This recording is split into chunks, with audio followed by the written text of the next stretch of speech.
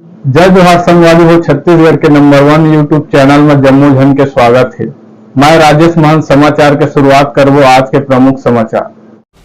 शक्ति जिला के भोथिया तहसील के ग्राम पंचायत करवाडी के सरपंच पद से श्रीमती पुष्पा पानु सक्सेना अपन सैकड़ों समर्थक मन के संग में नामांकन दाखिल करीन है।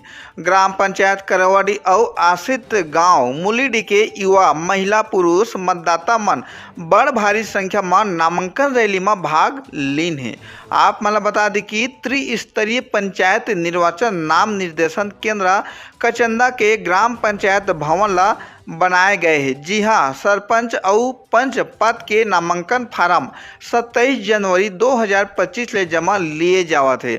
आप मला बता दी कि ग्राम पंचायत करवाडी और आश्रित गांव मुलीडी के जम्मो मतदाता मन एदारी नया सरपंच महिला पढ़े लिखे समझदार सबके संगी साथी सबके हितवा सुख दुख के साथी अपन घर परिवार के संग देवैया अपन भाई बंधु माता पिता के संग देवैया कर्मठ मेहनती सरपंच प्रत्याशी ला भारी बहुमत ने सरपंच पद से उत्साह उमंग के संग नामांकन रैली में शामिल हुई है।